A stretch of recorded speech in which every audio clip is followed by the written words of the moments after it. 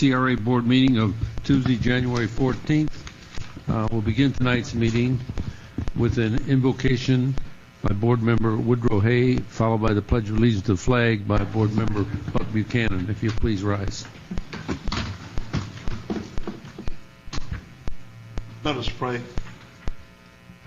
Almighty God, as we come into the beginning of a new year, we ask that you bless our efforts. We seek blessing on the task that we have before us.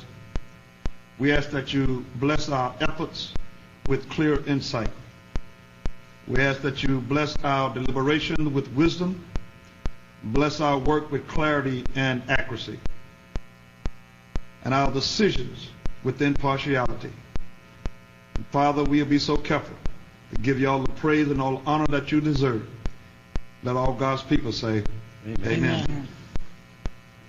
Allegiance to the flag of the United States of America and to the republic for which it stands, one nation, under God, indivisible, with liberty and justice for all. Thank you, gentlemen. We'll now have roll call, please.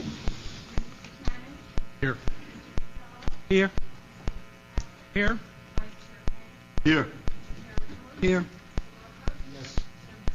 Here. We have agenda approval. Is there any additions, deletions, or corrections to the agenda? Hearing none. Motion approved. Second. I have a motion and a second. All in favor? Aye. So the motion unanimous. It'll take us to informational items discussed by board members and the CRA staff. We'll start with Mr. Buchanan, Board Member Buchanan. Yes, no conflicts, contacts, or relationships as far as informational items. Several, but one I want to mention in particular is the MLK dinner Sunday night, and what an outstanding job the keynote speaker did.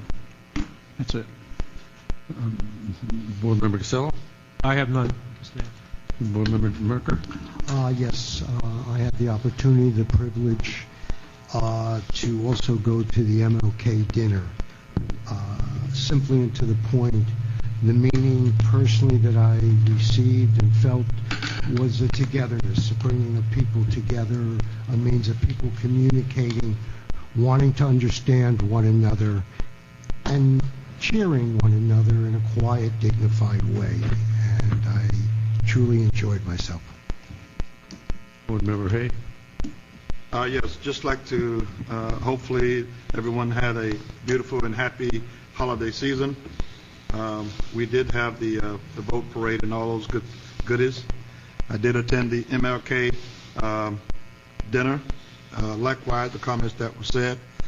One of the things that we're doing for this month is on each Wednesday, we're having Let's Move Boynton, where we walk 1.8 miles from the City Hall to the Senior Center and back. And we would like to get everyone who can to participate. Again, we are in competition with the West Palm Beach, City of West Palm Beach.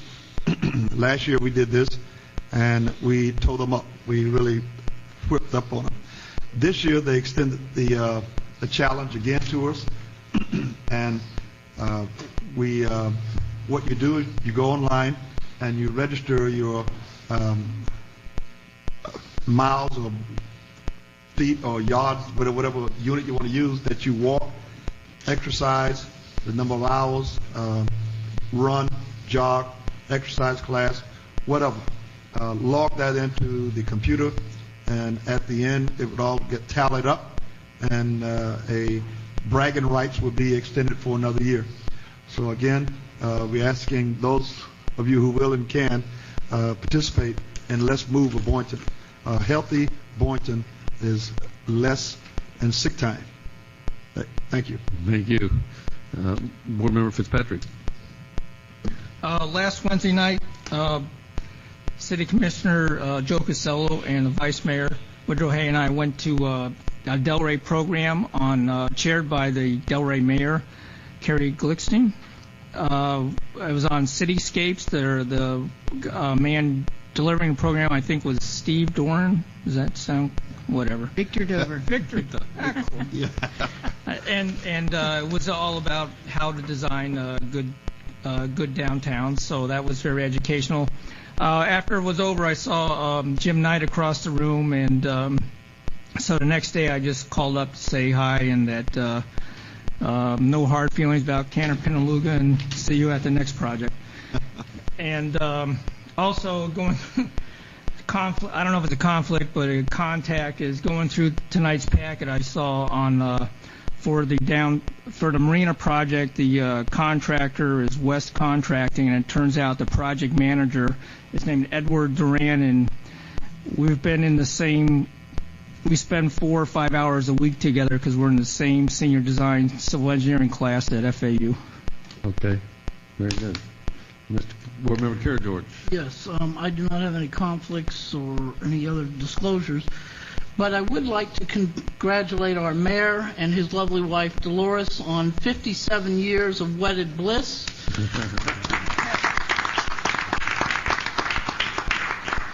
This past Sunday, for those of us that were at the MLK dinner, we gave our mayor and his lovely wife an excuse because they were celebrating their anniversary. Yeah, so up the everybody road. understood that why you weren't there, and obviously family first. And I want to point out that you've been married longer than I've been living, and not by days, but by years. Second thing that I want to discuss under informational items is this March, we're going to be losing a board member because of term limits. And the city's going to be losing a great commissioner in our vice chair and vice mayor Woodrow Hay. I will tell you that in recent talks with people at the county level and at the state level, his service to this city, he was the right man at the right time. And I'm going to miss having him up here. He will be replaced by someone else, and that person will do a good job. But they still won't be Woodrow Hay. And I can tell you that he healed this city through a tumultuous time. When your police chief says that the most heinous crime he's seen in his career, and his career is over 40 years, Woodrow Hay helped heal this city.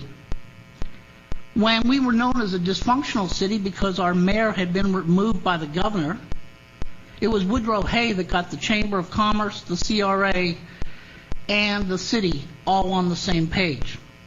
He then reached out and worked with the county and the Business Development Board to get everybody back on the same page, to the point where he was one of 3 mayors selected when the site selectors came in to meet in this county and tour. That is a privilege that no other mayor has had in our city. And I just want to say, Woodrow, thank you. Thank you. And I just wanted everybody to know those things and to appreciate it. Thank you. Next thing that I have is I was able to attend movie night with my windbreaker, my ball cap. It was an ugly night, but I really liked Incredibles 2. The Minions stole the show. Those little guys are cute. And I just want to say thank you to staff for putting up with a very difficult situation, but the 45 people that came out all had a good time. I also attended the MLK dinner, and I want to congratulate the great job that the MLK committee did once again. But, folks, it's not over. The 20th of this month is the MLK March from Railroad on MLK to Seacrest, and then for the first time we're going to be cleaning up some neighborhoods after the walk, and then breakfast will be held at the R.M. Lee Center. Please come out and support this. Dr. King did a lot of great things, and his example should be carried on. Next, Stage Left. The theater that we have, they had a sellout weekend, and they are doing great this year. Please support them. It is a cultural destination point. Board member Fitzpatrick helped build the stage and is to be commended for that. And also this month, there's the other MLK Day. And that's Mark Lewis Kara George Day on the 29th. And we will be meeting with the BDB's executive director that day at 2 o'clock at a public meeting at Intercoastal Park. And she will be educating people that, yes, there is another MLK Day in January, and that economic development is coming to Boynton Beach. So with that, I conclude my comments, and thank you. Thank you. Ms. Brooks, Vivian Brooks, CRA or staff comments? No, I'm good for now. Thank you. you. Yeah, I don't have anything either other than my wife and I did attend the Stage Left production. It's excellent. There's a lot of laughs, and I'd encourage you to go because I think it'd be a great evening or afternoon if you ever do. Okay, moving on. We'll go to announcements and awards. There's quite a few, I think, for the CRA who might want to make some announcements.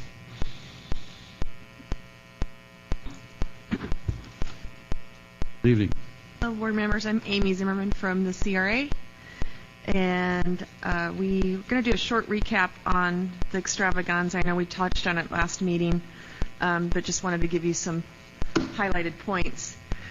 On Saturday, December 7th, 2013, the Boynton Beach CRA presented the 43rd Annual Boynton Beach Holiday Extravaganza. The parade ran from 5 to 6:30, which was a little later than that, north in the southbound lane of Federal Highway, from Southeast 12th Avenue to East Ocean Avenue. 74 groups participated in the parade, topping last year's participation by over 20, which was a 37% increase. The tree and menorah lighting took place approximately 7 p.m. at the Schoolhouse Children's Museum, located at 129 East Ocean Avenue. A holiday illumination show was projected onto the Schoolhouse Children's Museum and featured artwork from local area schools. The free concert featured Orange Sunshine, a Florida-based 60s music tribute band. The concert started at 7 p.m. and ended at 10 p.m. on East Ocean Avenue between Seacrest and Northeast 1st Street. Food and beverage were available for purchase courtesy of local vendors that were lined along Ocean Avenue. Retail vendors and children's activities were available in the parking lot and on the east side of the amphitheater. Free shuttle services were provided to the guests and ran from the northeast corner of Federal Highway and Ocean Avenue to the event site from 6:30 to 10 p.m. Santa and his elves invited guests to the Gumdrop Garden, which was the amphitheater stage, for a photo op with Santa and to get a candy cane. We've gotten great feedback during the event from the public and from the vendors that have participated for several years, and a lot of the different participants. I know everybody overall was very pleased, and I was proud to be a part of it. I did post some pictures on our Facebook page. I think there's 600 or so that are on there. So take a look when you get an opportunity at our Facebook page. We threw Amy into this event, and she took it on wholeheartedly. This was her first event, and she did swimmingly well and did great. So I thank her for doing that. Thank you. Next was the Holiday Boat Parade, and that was on Friday, December 13th. And it was our 42nd annual, and it started at 6:30 and ran south from the Boynton Inlet to the C-15 Canal, south of Delray Beach. This year we added some public viewing options on bleachers. Since we see it growing each year, we got the idea to put some bleachers out there, which filled immediately. So it ended up being standing room only for the people that came by a little late. The festivities took place in the marina, and we had Santa Claus there. We also offered some kids' activities, and some snack and drink vendors were also present. And Two Georges had 2 bands that night, so we had live music as well. We also encouraged our guests to bring new unwrapped toys to donate to Toys for Tots, and we had representation from the U.S. Marine Corps present there and by boat on the Sea-Tow boats that were going to the docks to pick up toys. Parking was available on-site in the parking garage on the northeast corner of North Federal and East Ocean Avenue, as well as through the valet service provided by Two Georges. This year we had more participant entries than we had in previous years, and we ended up actually filling the Penske truck. I don't know if you noticed it on property. After the Sea-Tow boats came back, it was full. I helped them unload the Sea-Tow boats. There was no room to even stand in the boats, so it was a great night. And I got the feedback from the Sea-Tow. I think they've done it several years in a row with us. They said that was the most that event had ever gathered up, so very successful. We did have a follow-up awards happy hour at Two Georges on January 2nd. And this year what we did is I did create some T-shirts for everyone that participated, but we also handed out some plaques this year to the winners. So it was a nice surprise for them as well as their checks. And we had over 60 show up for the awards ceremony. So we had a lot of fun, and I was able to put the video of the boat parade on the screen at Two Georges so they could actually see what what we were seeing, so they were excited about that. I've also posted that on YouTube. There's a link to the boat parade on YouTube. I got great feedback from the participants, the vendors, and the Coast Guard said it was the most well-run one yet. He was very pleased with everything and how smoothly it went from the water point of view. So, and I think Otto's been doing it 7 or 8 years. So, event video is available on YouTube, and we also posted some pictures on our Facebook as well. Just one comment. My understanding is it's going to be moved to a Saturday next year. We're considering that, and I definitely want to get feedback from all involved. The hope is that we'll get more participation because there's a conflict with people that work till 5 o'clock on Fridays. They just don't have the time to get their boat ready, where Saturday would allow more of a full day to prepare it. And I think we'd get a better turnout. And I also attended a couple different captains' meetings for different boat parades in the area, and I got that feedback as well, that they do like the Saturday idea. So, movies in the park. We had a very successful evening in spite of all elements. It was the windiest night that the vendors that put on the show for us that do the movies in the screen, they said it was the windiest night they've ever experienced in all their years of doing outdoor cinema. But we stayed by it, and it ended up being a great night. We got a lot of great feedback on the new venue being a much more intimate, quaint area, plus the proximity to the businesses right there in Dewey Park.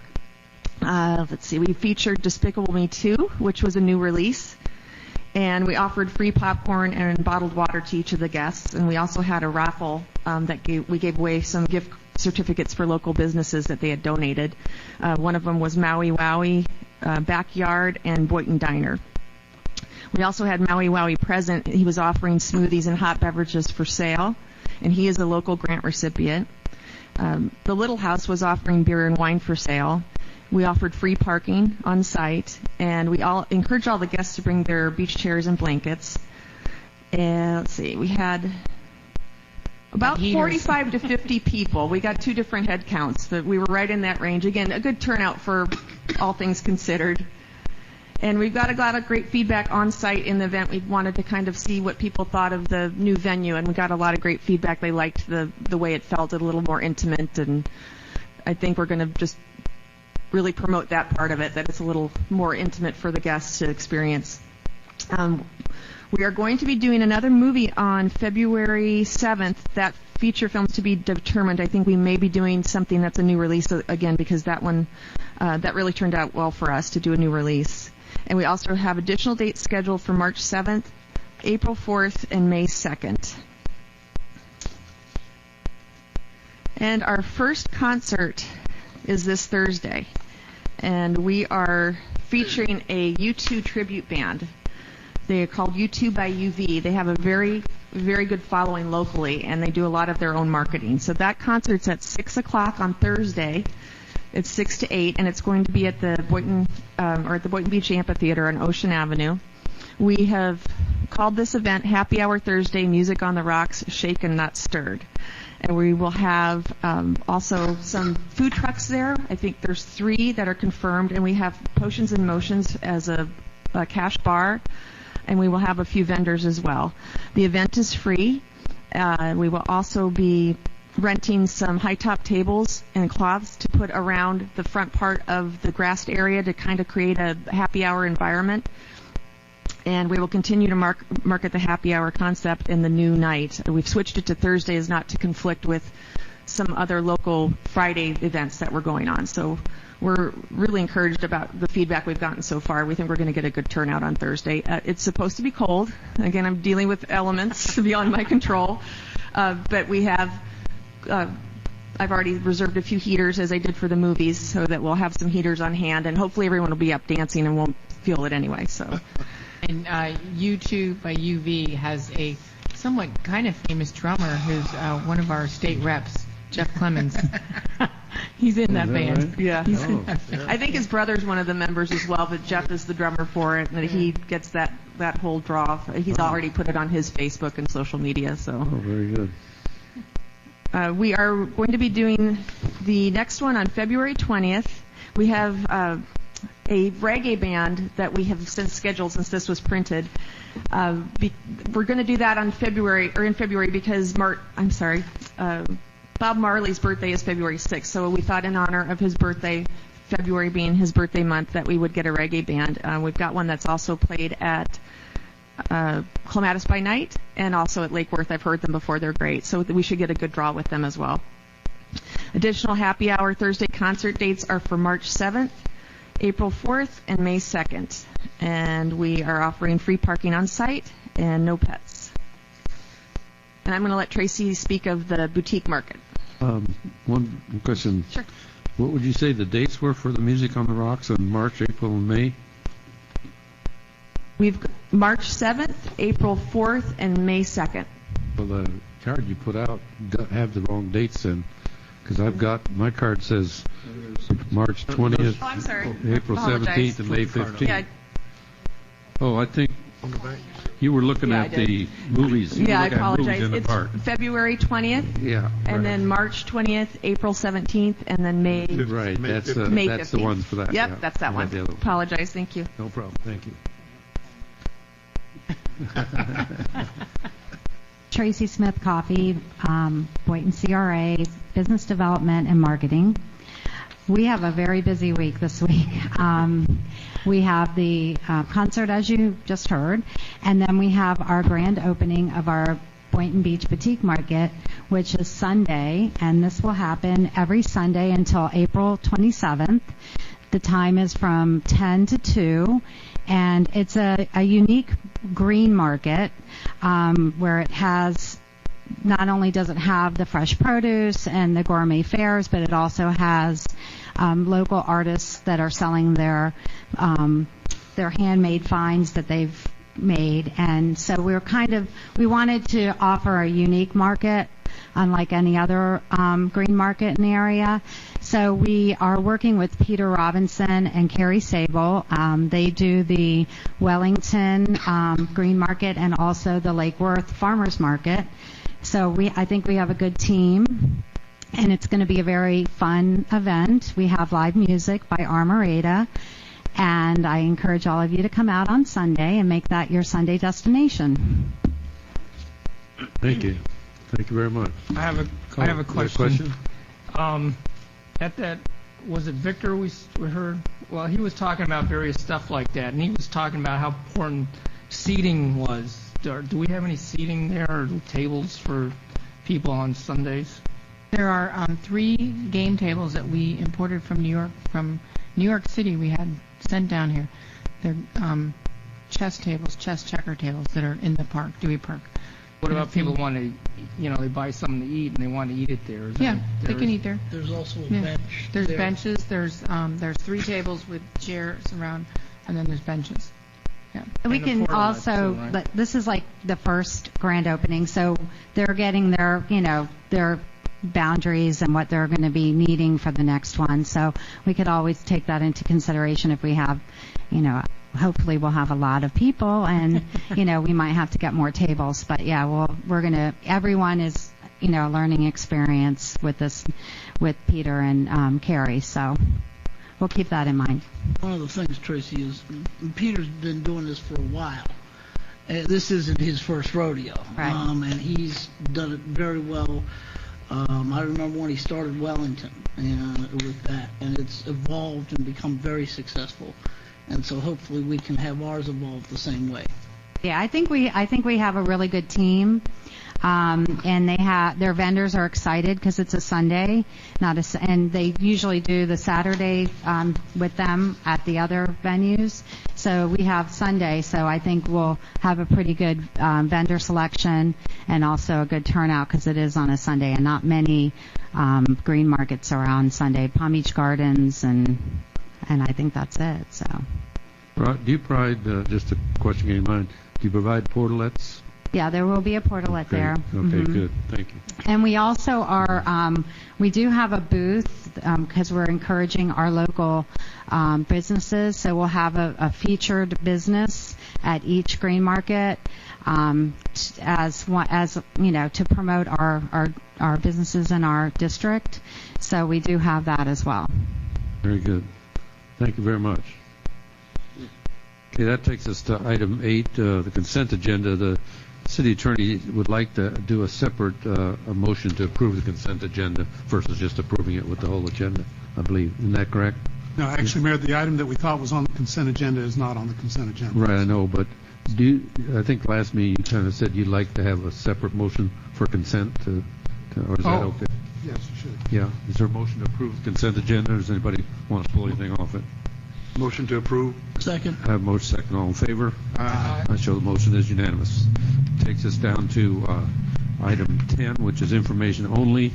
Any questions on the public comment log? Any questions on the City of Boynton Beach MLK Memorial March? That's coming up 6:30 in the morning. It starts down on Railroad Avenue there, on Martin Luther King Boulevard.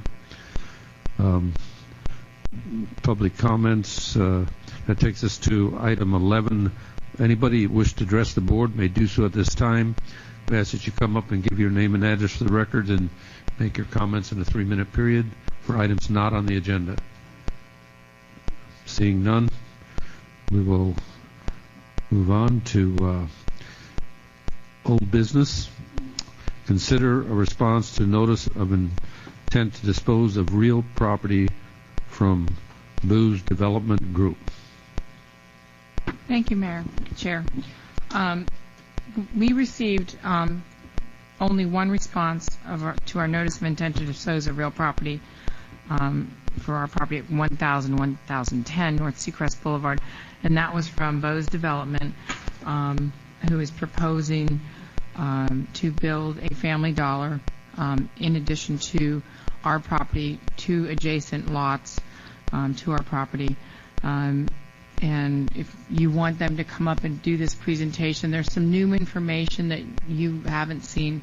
So I would like Henry Dirksen to come up, and it's not very long, so bear with him. It's fairly short.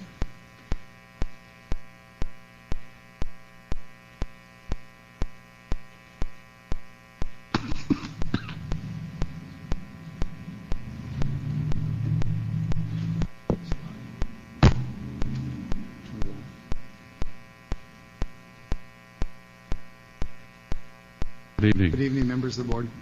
My name is Henry Dirksen, Bose Development Group. Address is 1589 Northwest 151st Street, Miami Lakes, Florida 33014. Last time we met was right before Thanksgiving, and we're pleased to come back before you to share with you a quick overview of what we discussed before about who we are and our plans for this property, and what we think that would be a good use for this property, and to seek your input and participation in developing this southeast corner of Seacrest and Martin Luther King Jr. Boulevard.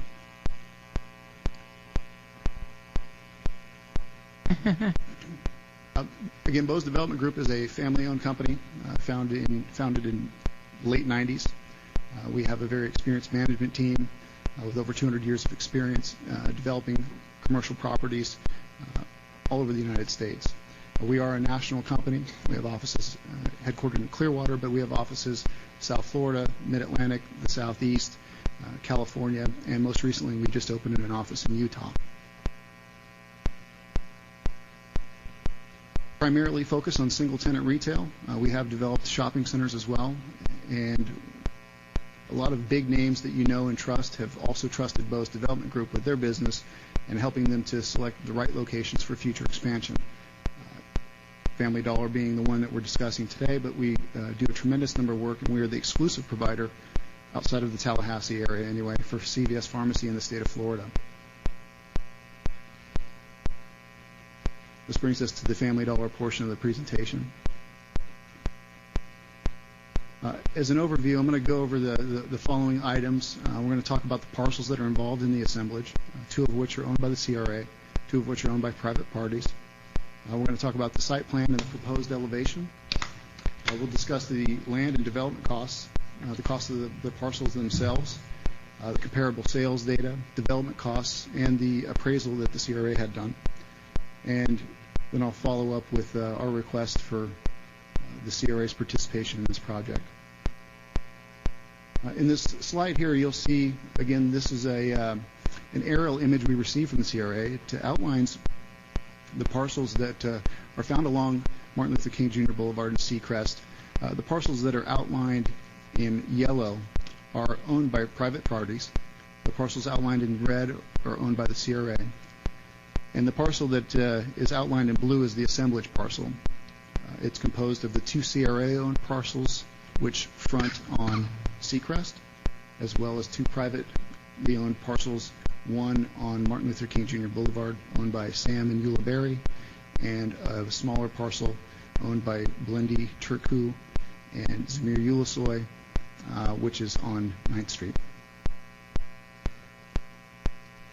A blow-up is a little hard to see the outline here. Again, it shows the complete assemblage area. The 3 of the 4 parcels are vacant. Actually, I'm sorry, I take that back. 2 of the parcels are vacant. 1 is occupied by the former church, owned by the CRA presently, and Mr. Ulasoy and Mr. Turku own an investment property on 9th Street, which is a little rental house. This slide here, it's a little difficult to see because the sun was kind of going in and out of the clouds, but I tried to take a panoramic view from both Martin Luther King Jr. Boulevard and Seacrest of the property as it is today. So that's sort of the intent here, as you can see, and you're probably familiar with the area. The parcels are typically vacant. They're relatively flat, a few trees, and some structures. The next slide here includes the proposed site plan. This is a plan that we've worked on both with the CRA, and we've also had a number of meetings with the city staff from the planning and zoning department to come up with a building and a layout that would be consistent with the code today and also consistent with Family Dollar's needs for access, visibility, and customer convenience. The access points, and I know we're not here to go through the site plan in detail, but we would have an access point right in, right out off of Seacrest Boulevard and a full access point off of Martin Luther King Jr. Boulevard. The next slide here just kind of includes again, it's a little difficult to see, but it's an aerial overlay showing that the new proposed Family Dollar building sits up on the corner at the light.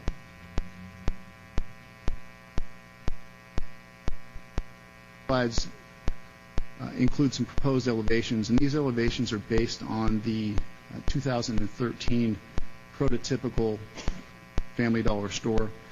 Every year, a couple of years, Family Dollar comes out with updates to their prototypes. Typically, they're trying to match up with what municipalities are looking for, what they're seeing as trends. A lot of municipalities are looking for multiple types of materials, undulations in buildings, changing in color. And our recollection from the last meeting was that the white building that we showed was a little plain, and so we tried to come up with some more colors that were consistent with Family Dollar's logo, and that would be consistent with what the city would like to see. So we have some more tans and some browns and some yellows and some more earth tones here with some highlights of some red. This is a little bit of the next slide's a bit of a blow up. This is a corner entry, so this would be if. And again, we don't have landscaping in this plan, but on the slide you'll see here, this would be a view looking at the building from Martin Luther King Jr. Boulevard. The entrance would be to the northeast.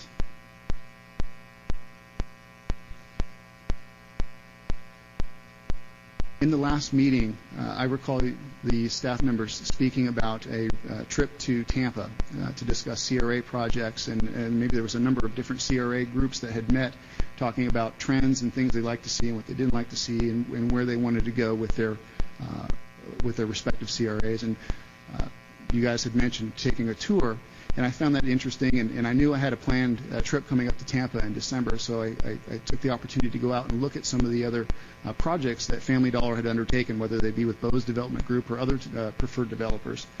And I came across this project here at 15th and Martin Luther King in the East Tampa CRA. And it was interesting to me that the layout of the property is virtually identical to the one we're looking at here in Boynton Beach today. Corner project, entry off of what would be Seacrest, entry off of Martin Luther King Jr. Boulevard. And so I thought I would share this and share a photo that I had found of it under construction. This building is a steel building. And then a photo that I took looking back at it when it was finished. These couple photos here are the under construction photos. I took these from Google Earth. I think this building was built in about 2011. You're looking at the corner entrance there on the top photo. It has a couple windows on either side of the main entrance, and then some openings for some faux windows to further enhance the facade. And the bottom photo would be the equivalent of the Seacrest side. Again, it has a faux window there that generally is kind of flat, but it has some undulation in the building and some different coloring. Again, kind of a tough time of day by the time I flew in there and got to the site to take a picture. This is the finished product. It has the Family Dollar logo up top. You can see that it's lit. It's got windows. There were a number of people there shopping. The staff was very friendly. I shared with them that I was there to look at Family Dollar developments in the area, and they were very helpful. So I thought I would again share this as a reference point, speaking to what you seem to have an interest in from the last meeting. This brings us to the summary of what we're looking to do here in Boynton Beach. Again, this is an assemblage of privately owned parcels. The CRA staff asked us to share and to confirm that we had the privately owned parcels under contract, which we do, and we've provided those. I don't know if all the staff members have seen them, but we provided full PDF documents of each of those two contracts. We have contracted to buy the Berry property for $390,000 and the Ulusoy Turku property for $200,000.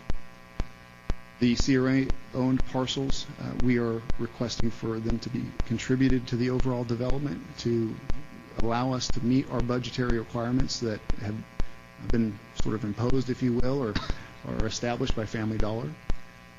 And our total development costs that we have budgeted and projected for this project, site development and soft costs related to that development work is about just over $814,000.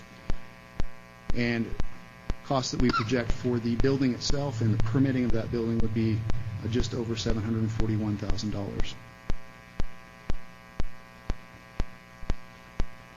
CRA staff was kind enough to provide us with the appraisal. I know that's something that would be required as you consider what we're asking for you to do. We respect the appraisal. We appreciated you sharing a copy of it with us. The appraised price for these two parcels presently owned by the CRA today combined is $126,000. The appraisal came back with a range of pricing for vacant land of similar nature in the area that had a range of about $5.51 per square foot to $7.73 per square foot. I thought it would be a good idea to take that higher end of that range and apply it to the overall assemblage area. But before I did that, I applied that number to the private properties as if we were to pay appraised rate. And that came out to be $137,448. So when I combine the two, in an ideal world, if we were to pay appraised pricing for all these properties, we would probably pay in the range of $263,000, maybe a few thousand more here or there, depending on how the negotiation went. But in an ideal world, that's the amount of money we would pay for the entire area for some vacant parcels in the market today. I also looked at this as what would the cost be if we paid the appraised rate to the CRA and the actual cost, which we've contracted with the private property owners. That number came out to be significantly higher at $716,000. I also looked at what we were given by Family Dollar, which was a budget of $590,000. And that's what we were looking at for the entire development. And we had to spread that money out across all four parcels.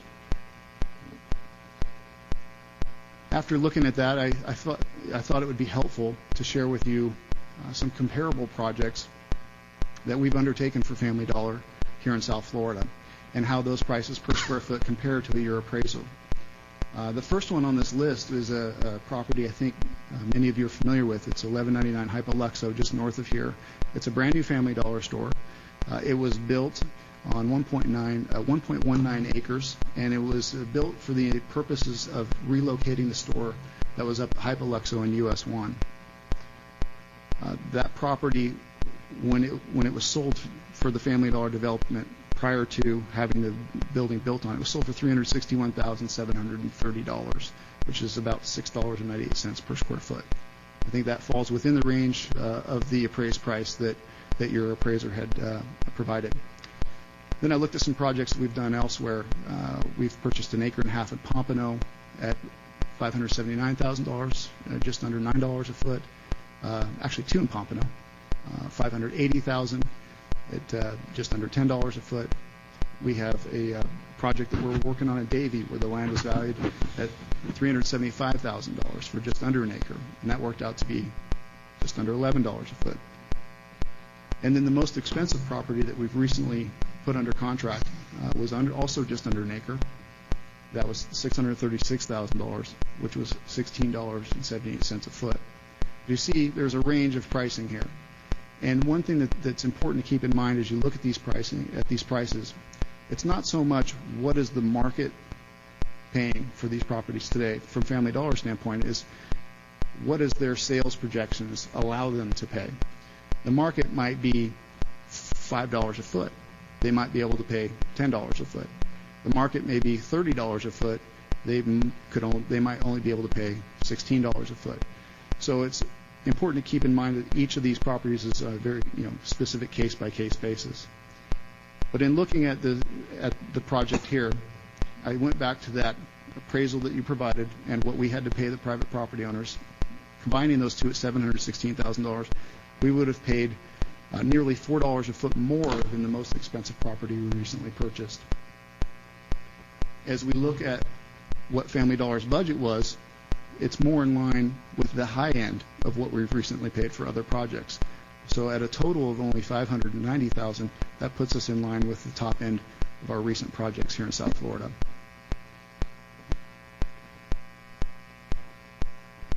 So to sort of summarize what we're looking for from the CRA here, we are looking for the CRA to work with us to bring a great project to the neighborhood that will serve the community, that will add to the jobs for the local residents, which will spruce up the corner, which will increase the tax base for the city beyond what it is presently today.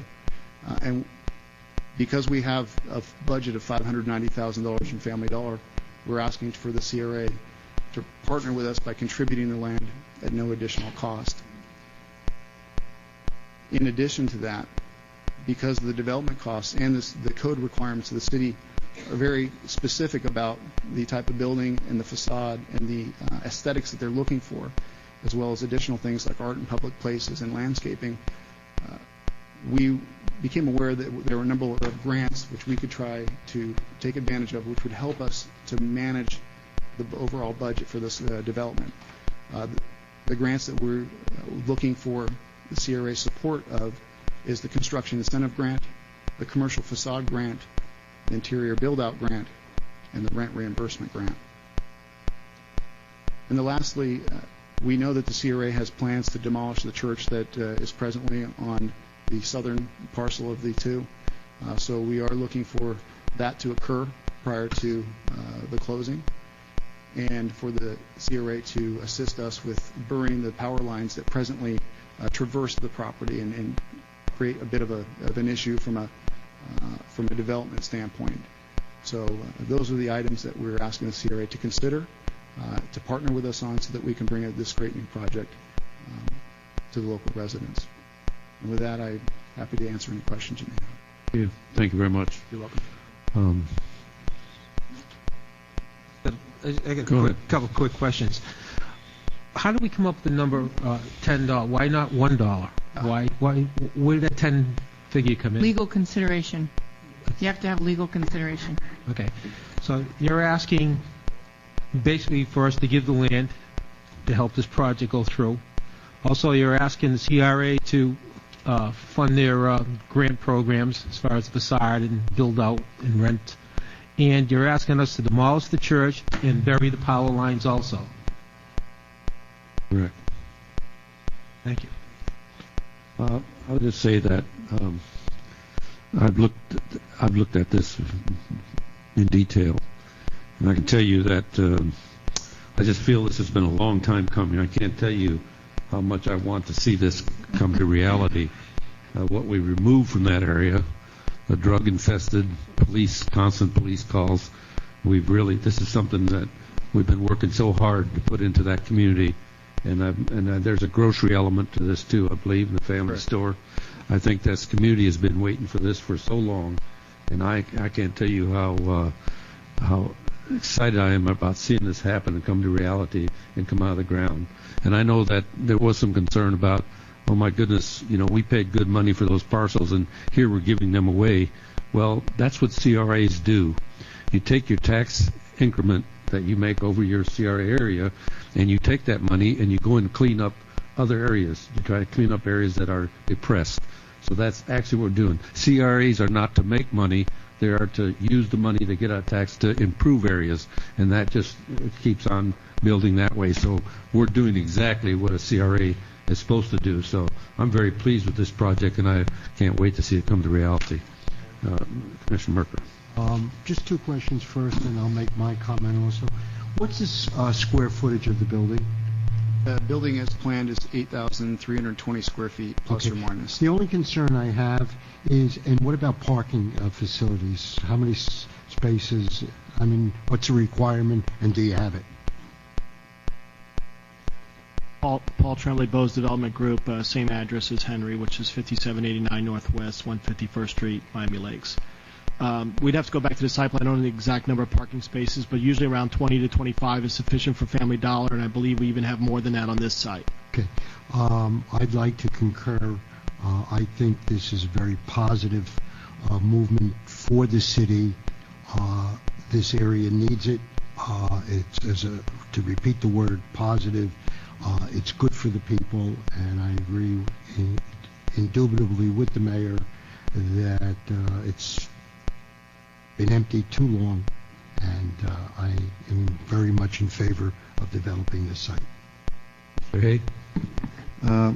I can't express how excited that I am about this particular project. It has been over 50 years since any new development has been in that area, and I personally have worked very diligently with CRA and others to make this project to come to fruition. I want to just remind the board that as the mayor was stating in his own way, that the real purpose of the CRA is to eliminate slum and blight. And that's their charter, that's their mission, and this is an opportunity that we have to make this happen. We have lost out on some federal dollars because we did not have a qualifying grocery store that was one of the requirements in order to get the monies. This particular store will be a jump start to other developments in that area. So it's the missing link that has been missing for quite a while. And we have to remember that this is the first year out of a great recession. And I think we are doing quite well. We are ahead of the curve in that respect. Just remember, too, that we're talking about developing downtown, talking about developing the Ocean Avenue and the northeast corner, and Ocean Avenue in the southwest corner. And the discussion I recall that we really didn't have any problems with giving away basically millions of dollars. And so I want us to be careful if we decide to turn this down, the message that we're sending. But I'm pleading with this board that we will move expeditiously with this particular project, because I feel that it's a long time coming, and it will be the beginning of many great things for this community. I look forward to the day that I could drive into Boynton Beach and not be able to pinpoint the slum and blighted area. This is an opportunity that we need to take advantage of. Thank you, Family Dollar, for what you've done thus far.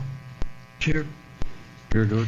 Yes, I concur with our mayor and commissioners, board members Merker and Hay. I can give you probably a good 100 people that have longed for something there for a long, long time. Some of them have even passed away. And this is desperately needed. I was in Tampa, and I did that tour along with Chair Hay and I believe Board Member Casello. And I brought up the fact that they have 9 CRAs there, and that 3 of those CRAs in a 2-year period did Family Dollars to kick-start blighted areas in Tampa. And I went further and met with the staff in Tampa that talked about why they did it. Because they too had food deserts like we have. They too knew that they had to incentivize to make it happen.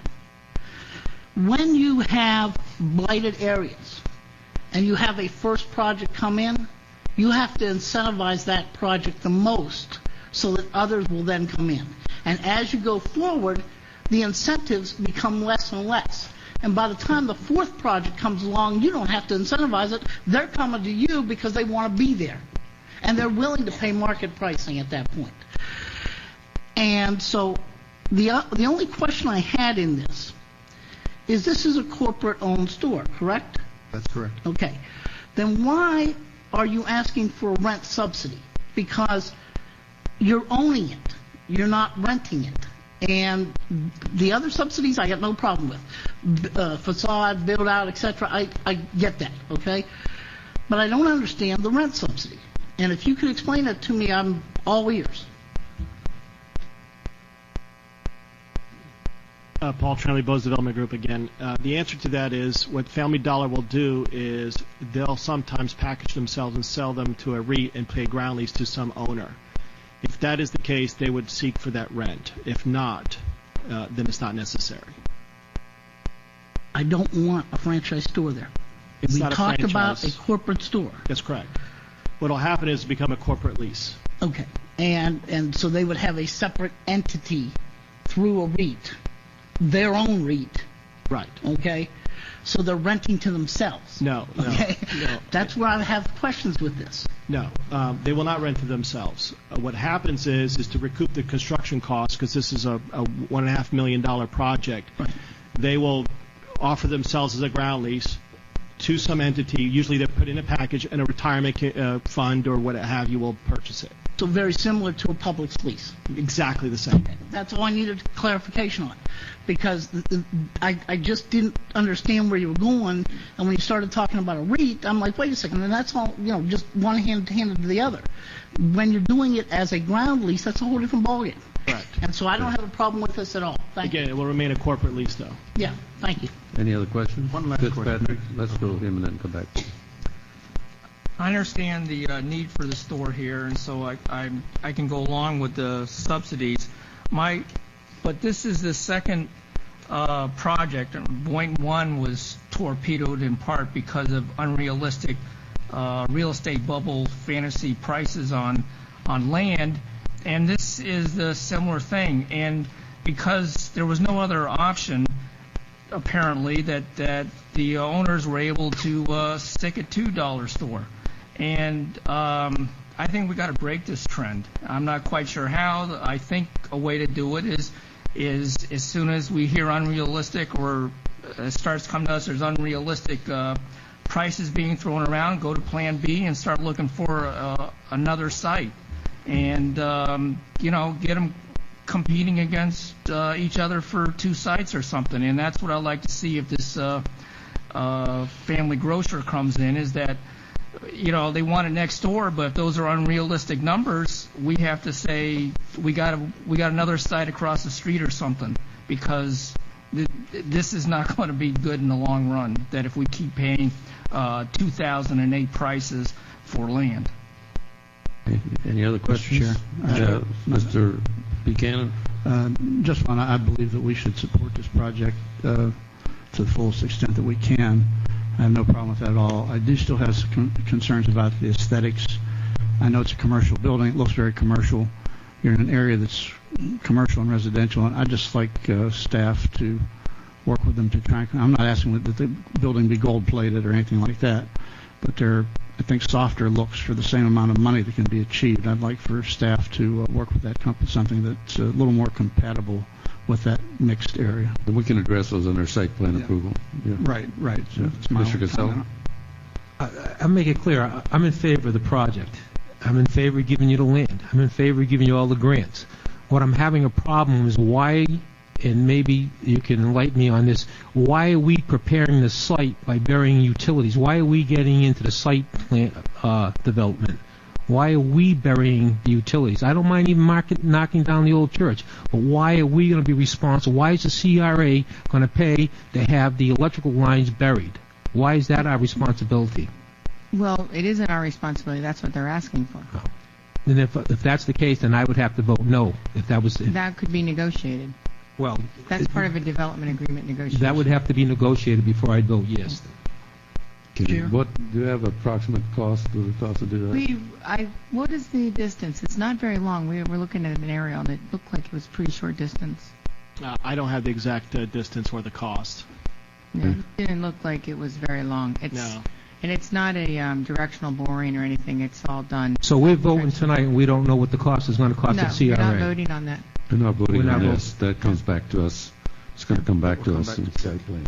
Chair, Yes. Go ahead. if I may, I want to bring up to date that land assembly in the heart of Boynton, many have tried, including our CRA, including our citizens group, all kinds of different things that we have tried. There's one particular landowner that is getting an excessive amount, but as recent as 2 years ago, wanted $1 million on that same empty lot because they had had other developers go in there and make outrageous claims that these people were all going to get rich and all this type of thing. And unfortunately, you have to incentivize the most on this first project. As we go forward, we're going to decrease. But they've come dramatically down from where they were as recent as 2 years ago, and I did want to point that out. And the development agreement, there's always negotiation in development agreements. What we're voting on here is the land. We're voting on to begin The negotiations. Begin negotiations on a development right, agreement. I understand. Yes. Vice Mayor, do you Just want one more last, thing? one last question. I know we not there yet, but maybe you kind of have it in the back of your mind. What will happen to the artwork that's on the southeast corner of MLK and Seacrest? It will remain. It will not. The it plan will- is for it to remain. It will remain. Right. Yes. I just want it to be on record. Yeah, I believe the art in public places today is outside of the property line that we're looking to acquire. Glad you know that. Thank you. Commissioner Merker? Yeah, I'd just like to say something. Board member, I'm sorry. That's all right. When anybody goes into a business, there's a gamble. You make a decision. A city makes a decision often to feel that a site, a development, will be very positive. I happen to agree with the terminology, and I hope it's the exact terminology, that Vice Mayor Hayes said. It's a domino effect. And I think a project like this could very much be that. It's a start, it's a beginning, and then hopefully in the near future, I'll say the near future, other sites may be available, and it's a start, because to keep it barren, to keep it empty is not positive, and it's a negative to the city. So I just like to say life is sometimes a gamble, but this seems like a positive gamble because the people seem to be united around this. Is there a motion to Yes. direct staff to begin renegotiations to boost Second. So development moved. on a development and purchase agreement and bring back to the CRA At a later board date. at a later date? There's a motion So and a moved. second. All in favor? Aye. All opposed? Show the motion is unanimous. Thank you. Okay. This takes us to I can get my computer to work here. I know what I'm trying to get here. Yeah. Okay. Consider the selection of responses to the Boynton Harbor Marina invitation to bid for the Boynton Harbor Marina Harbor Master Building and Fuel Dock Site Improvement Project. Good evening, Board Chair, Board members. Mike Simon, Assistant Director with the CRA.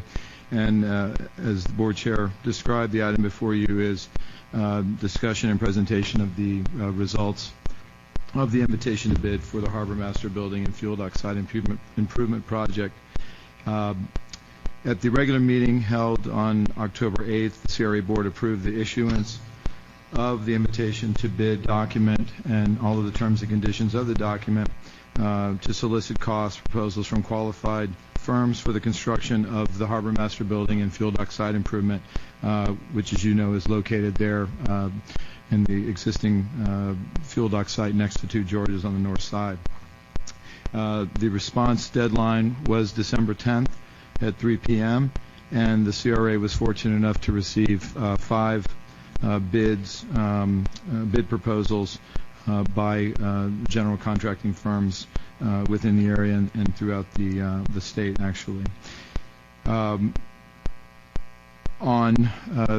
the bid opening, all of the costs were written down in order of lowest to highest as an unofficial bid opening result.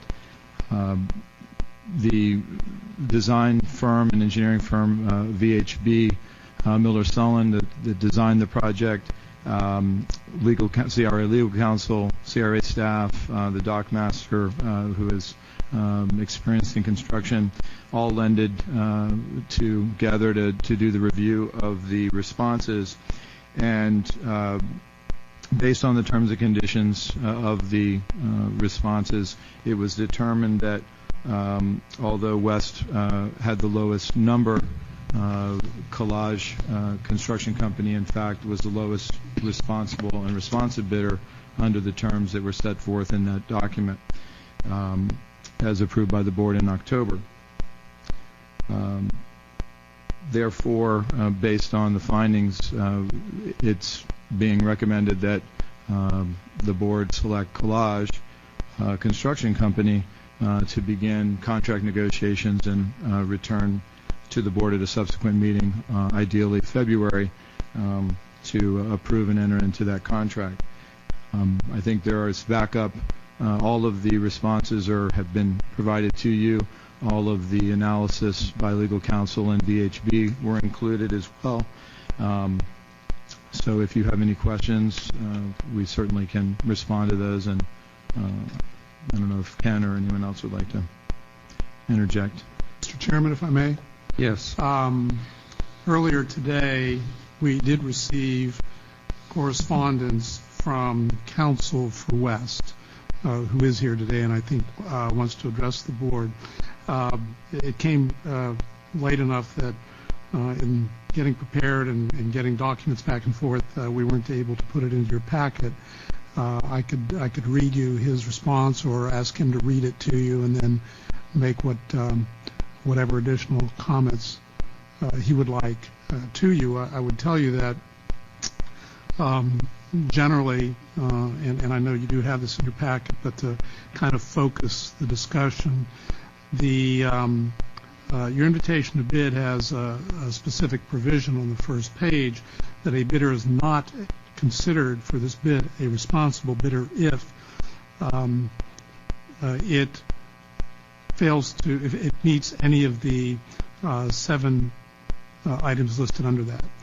Our review of the bids showed with the West bid that they have been a party to litigation or arbitration arising from a project for a public entity within the past 48 months, which is one of the items that, under the definition of the bid, would make them not a responsible bidder.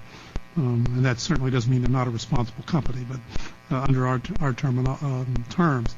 And that the next item was that they have paid liquidated damages to a public entity for a public project that was delayed more than 10 days within the past 48 months. And under their response, that has occurred twice within that past 48-month period. There were also a couple of areas where their bid did not appear to be responsive, in that there were a couple of questions about previous experience in the past, near past, on projects such as this that were not answered. But I think it's the responsible provisions that were of most concern. Mr. Lauren, the attorney, has in his letter sought to address that, and I think maybe the better thing to do than to me read. Mr. Lauren, you have a copy of it with you.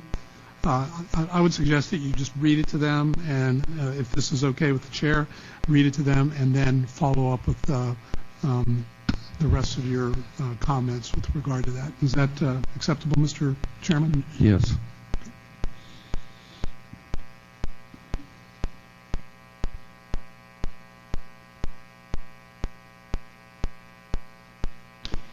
Good evening, members. My name is Bruce Lauren. I have the pleasure of representing West Construction. Here with me today is Don West, founder and principal of West.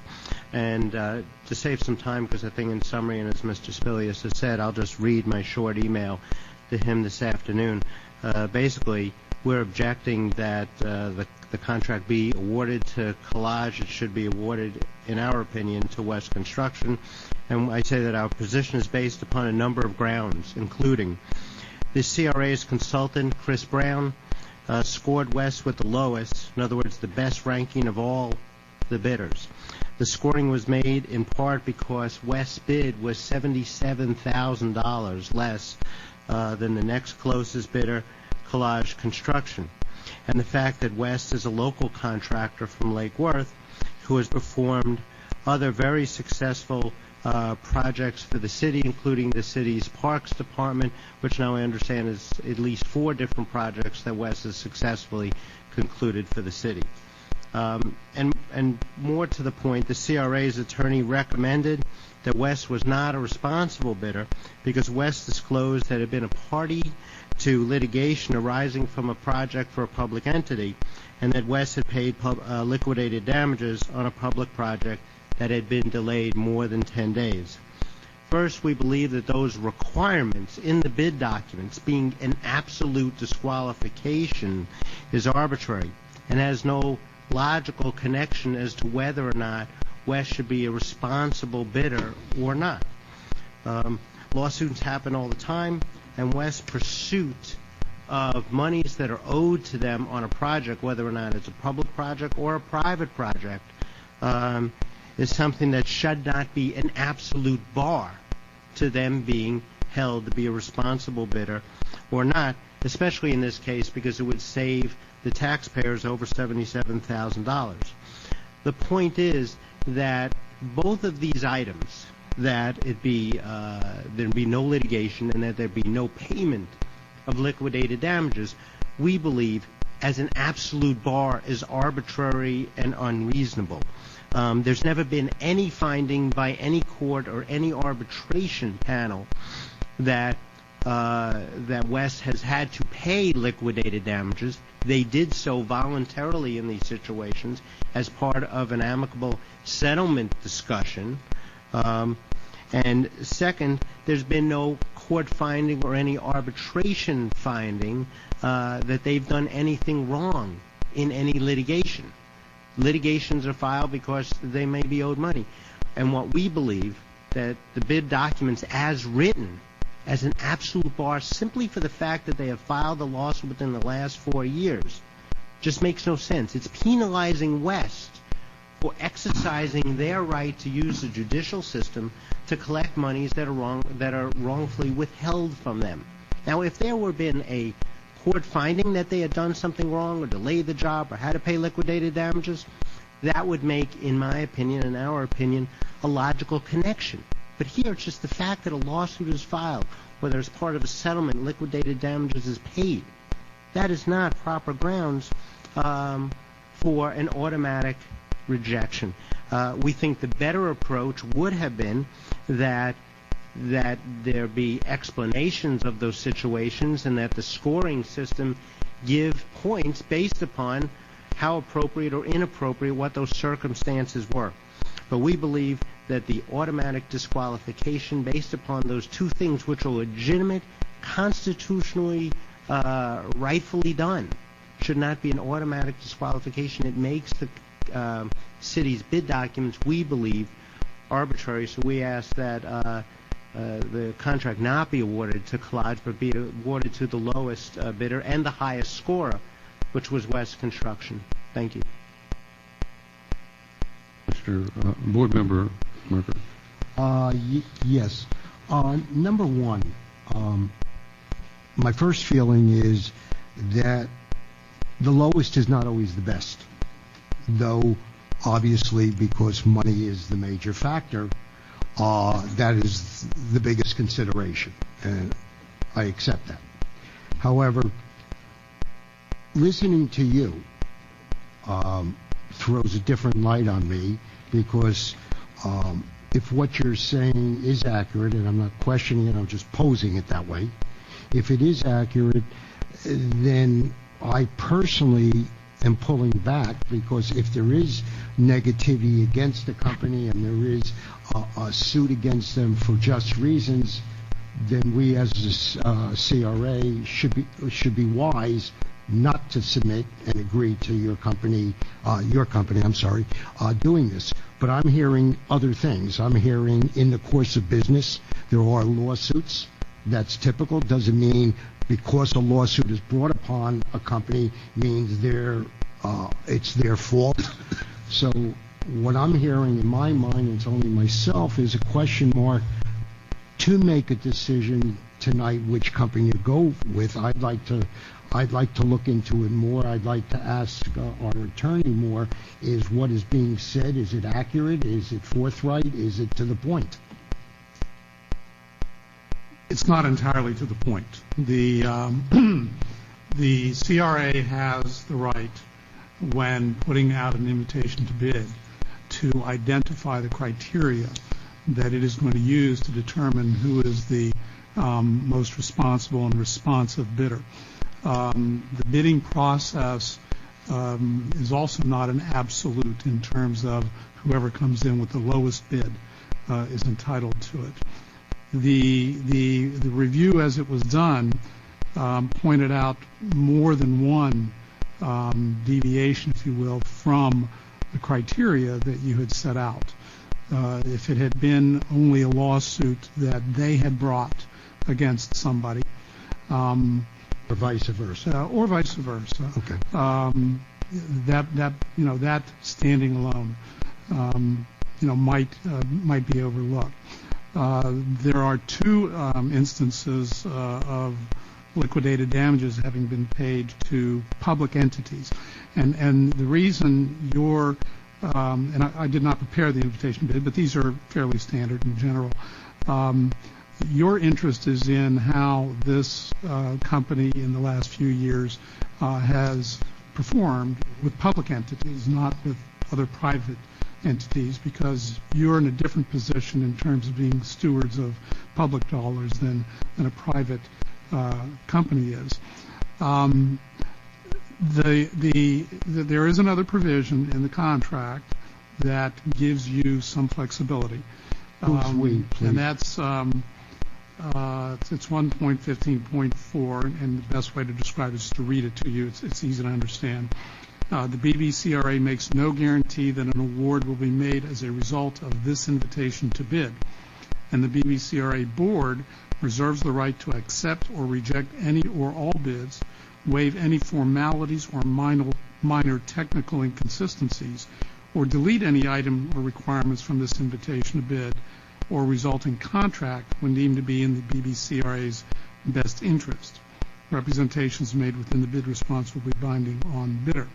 This gives you flexibility if there are minor deficiencies, or if there's a situation where, despite a lack of what we call total compliance with the requirements, it's in the significant best interest of the CRA. The difficulty you run into in these bid contests is right now you're faced with two bidders because the other three were higher bidders and also had deficiencies. Wait, what was that last word? Deficiencies in their proposals. So it really comes down to West and Collage. West is the lower bidder. It has not complied with all of the requirements. Collage is the higher bidder. It has complied with all of the requirements. If there were the potential for litigation, a bid challenge, once you make a decision, you've heard part of what West's argument would be in a bid challenge. Collage's argument would be, we met all of the criteria, and we weren't deficient anywhere. We were responsive to every question asked. We are responsible under every criteria. And in that context, their argument would be, we are the most responsive. That's the question. To me, the answer is not what they say or they say. It's what we say by having you, the attorney, saying that this company will and perform and act properly. So what I'm hearing from you, I believe I'm hearing, both companies have question marks. No.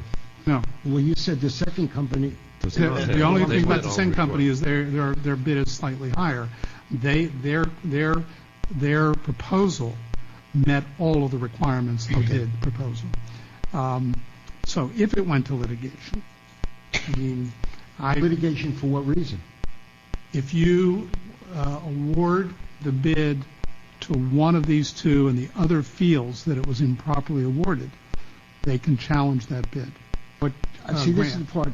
This doesn't make sense to me, because the point is we're a city, and the city has a right to pick the company that's right for the city. So the question of this company or the other company suing us, to me, is absurd unless you have nothing better to do to sue. Well, that's what Welcome to America. That's what he just explained to you. Why? Well, you're not the lawyer. He is. Okay.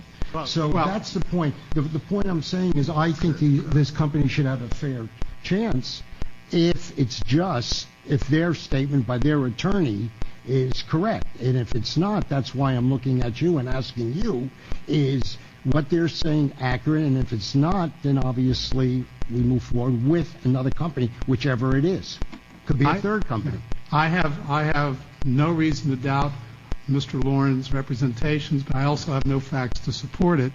All that we have is the proposal that they've given, where they have said they have paid liquidated damages to two governmental entities, in one instance over $100,000, in the other instance $11,000 in the past 48 months. You set the criteria for this bid. And while you have a lot of flexibility to make a decision, it's not unbridled. If your ultimate decision under the criteria you set is deemed by a court to be arbitrary, your determination can be overturned. You preserve to yourself the right to throw all the bids out. You preserve to yourself the right to waive any formalities or minor technical inconsistencies. The difficulty is if you're dealing with what you have identified as a major criteria, then let me just put it this way. I never guarantee results one way or the other, and I can't tell you who's going to win or lose, but I think you run a larger risk giving the bid to someone who has not complied with your criteria than someone who has. So then you're saying, and this is the point I'm trying to get at, being the attorney, okay, you're saying then there's a loophole, or it's not accurate what this attorney is saying. I'm not saying that. I'm saying that even if what he is saying is accurate, it still doesn't make their bid a responsive and responsible bid. Yes, Vice Mayor, Board Member Hay. Just one question to, I guess, to Viv. What was the rationale for using that particular requirement? Actually, that was added by Jim Cheroff, their firm. He's he added it in the last 2 invitations to bid that we did with them, their firm. Okay. I think it was more to protect us in the event of situations of getting in a situation where we could get sued or that sort of thing. So, Well, let me just say that I have great confidence in the people that review these bids and what they have brought forward to us. Collage is the only one that did not have any, did not leave out any part of their in their bid. They met all the requirements of the bid. The other 4 companies did not, for various different reasons. One, West happens to be one of the things, and this was not arbitrary. It didn't just say, oh, we're going to throw it out because of that one thing. There was 3 or 4 things the decision was based on, not just one arbitrary, we're going to throw them out for that. And I don't think it's arbitrary anyway. I think a lot of consideration was given to that. And I think that is a concern for me when a company has been in litigation with another city.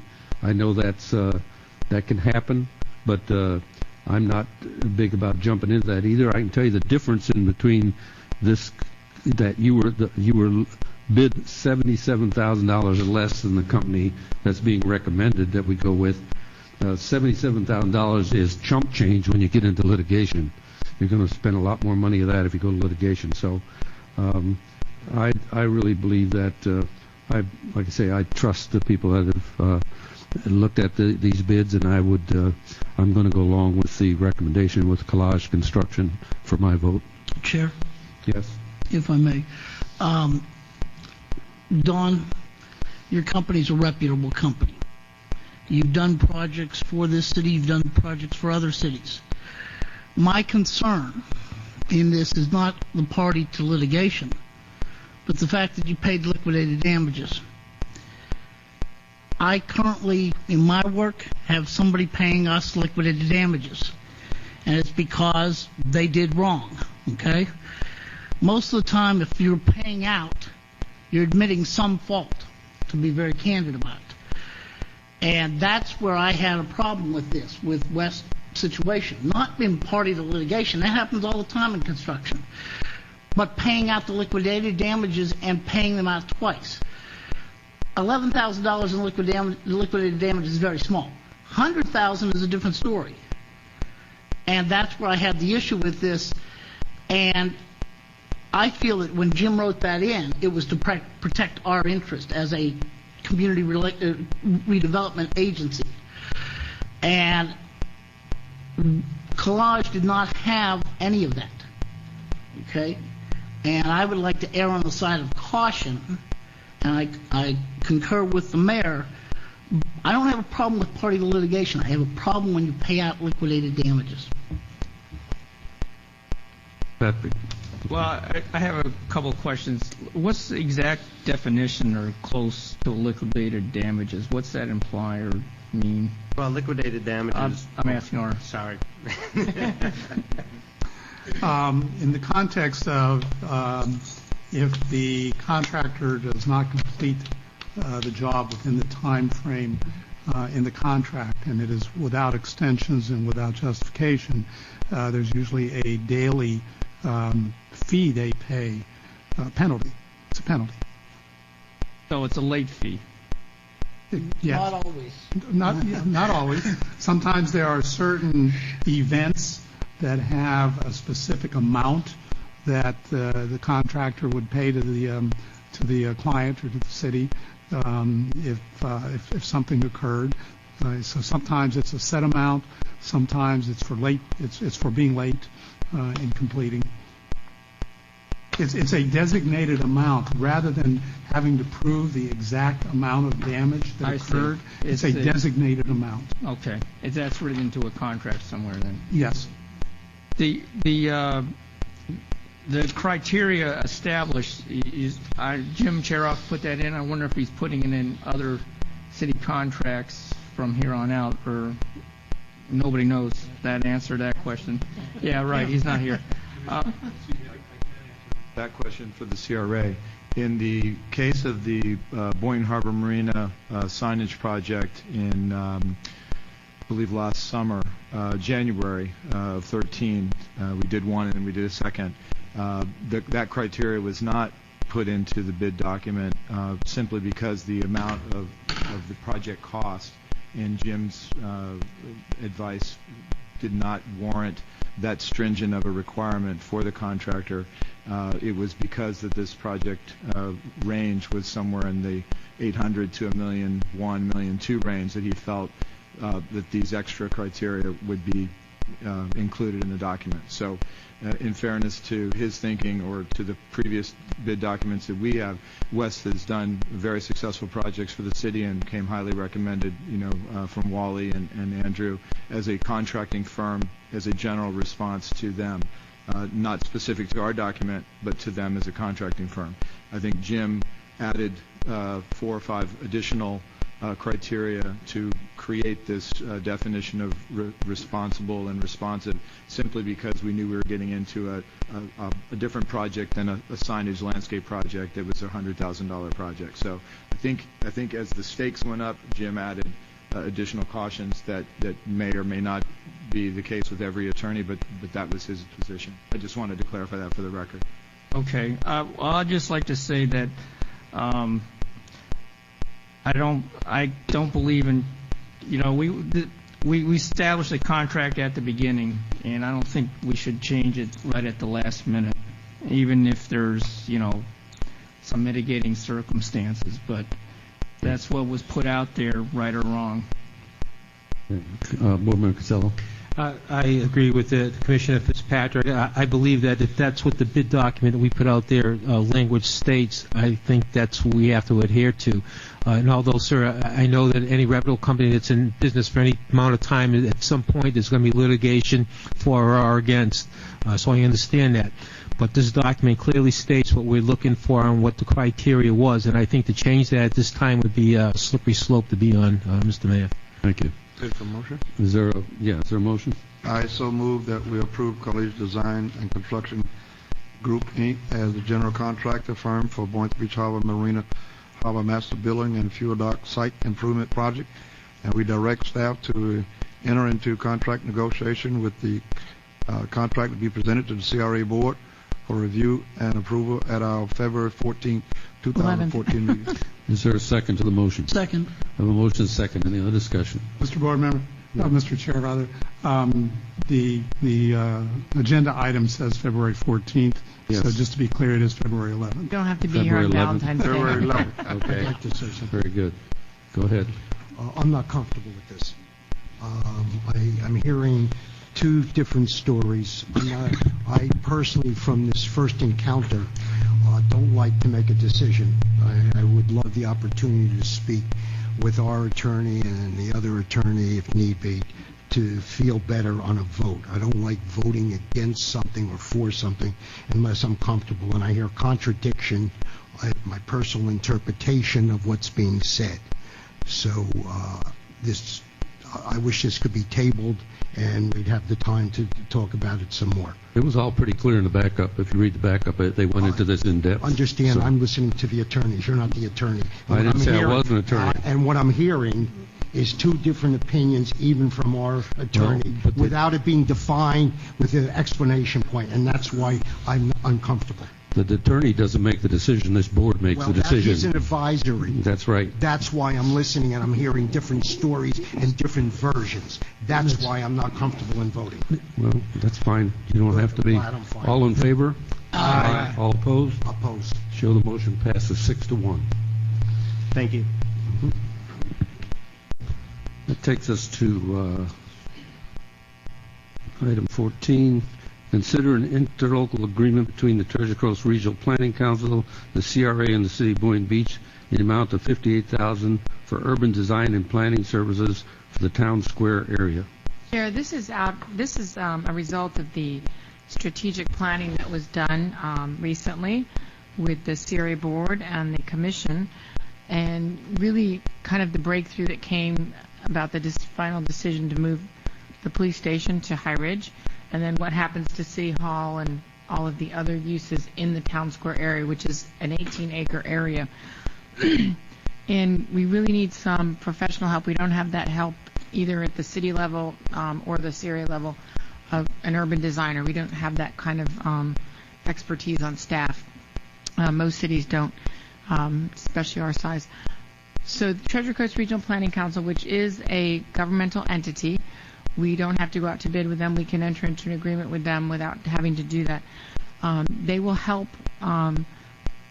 you guys look at that whole area and determine what the needs are, space needs for what individual civic uses are, where they can go, parking for that.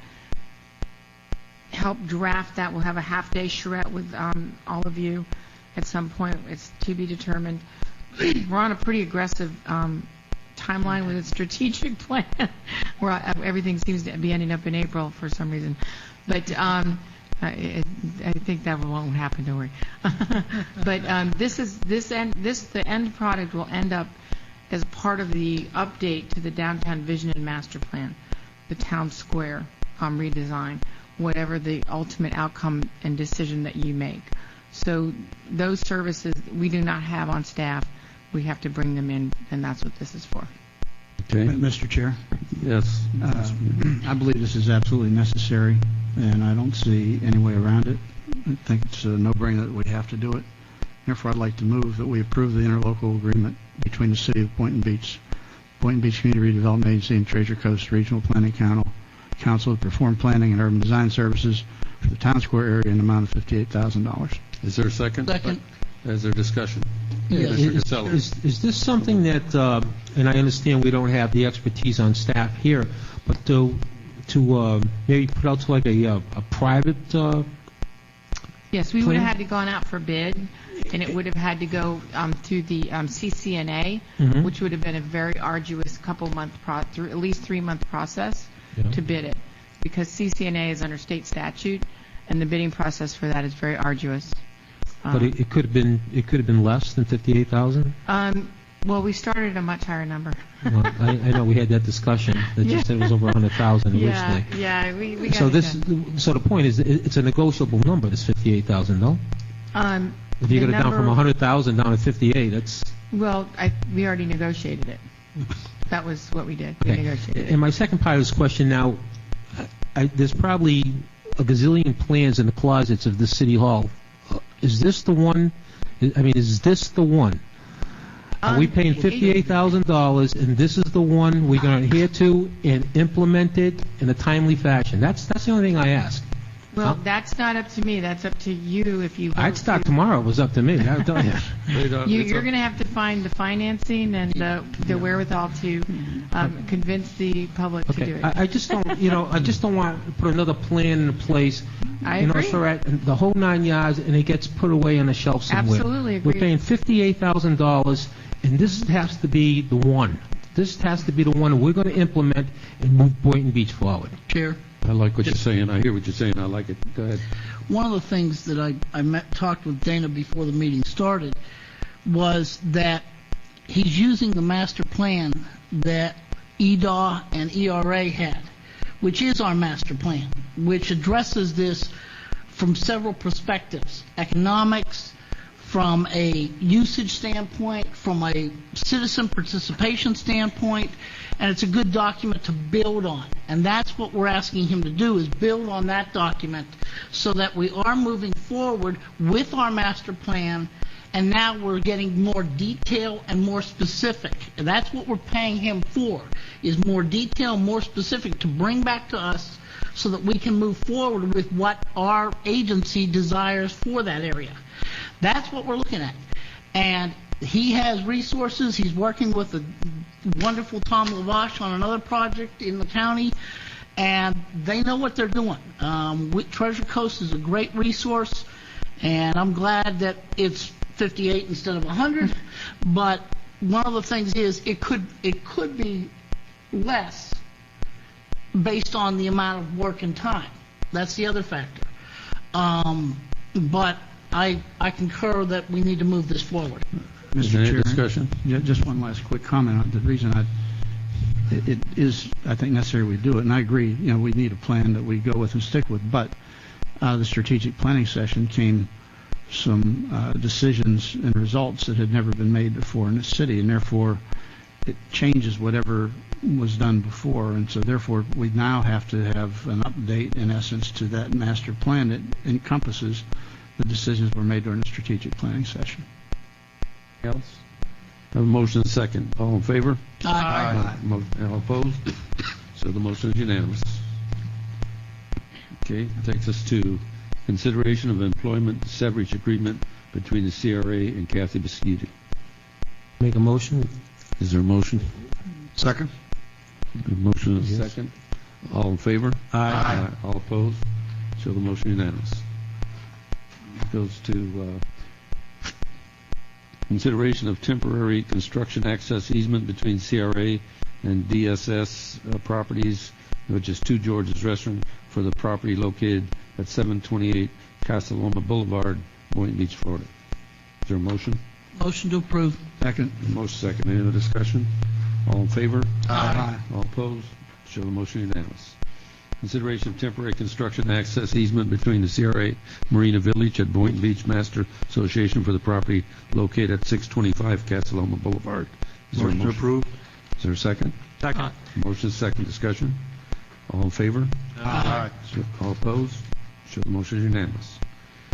New business in the CRA district.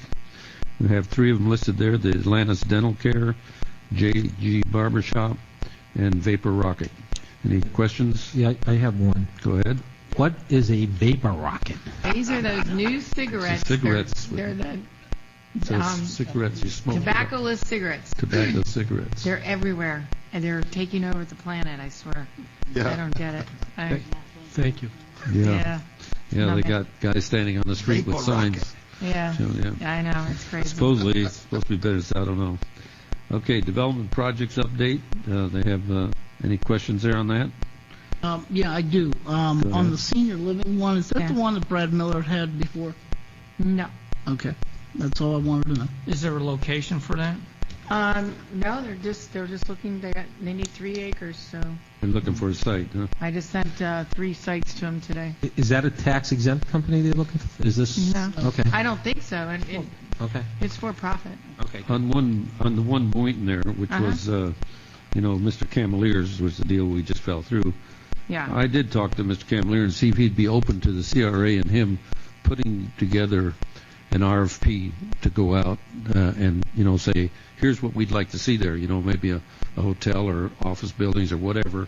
And so I've asked Vivian to meet with him and Bonnie Miskell and see if they're open to doing a joint RFP to come back, because rather than just let it sit there vacant now with nothing, maybe we can get somebody, if we say, here's what we'd like to see, maybe put it out there, maybe it's come back with some interest. I would I just want encourage to let that. you know I did that. And I just have one more question on this national full-service grocery stores. Are you in a position to name that? Okay, thank you. That's going to be a good thing. On Go ahead. the senior living facility, is it restricted to Federal Highway? Not necessarily, but that was kind of the area he was looking. But our area is pretty much MLK and, Heart of Boynton and Federal Highway. So those are the sites it's not easy to find 3 acres that doesn't need a lot of assembly, believe it or not. So. And 500 Ocean is the old Arches site, Mm-hmm. and they have submitted plans now Yes. as of January 8th. Yes, and Mike and I reviewed them, and we have a list of comments to give to the city. So. What do you know? Beautiful. What do you know? Beautiful. Does that, Yes. is that Keep your fingers anything else crossed. come before this And your board? legs, too. Yeah. Uh, I think we should start calling Joe Neal. One little last thing I just want to throw in. As we all know, we just went through a tremendous weather phenomenon here with 17 to 20 inches rain. Just before I close, I want to thank the Utilities Department and Public Works for an outstanding job. Some of them put in many, many hours of overtime, and they were right on top of things. And it could have been, without their help, it could have been a lot worse. I just want to, from our commission and the board, I want to say thank you for an outstanding work. Absolutely. In fact, they were working yesterday as well on one of the Yep, neighborhoods. they're still going.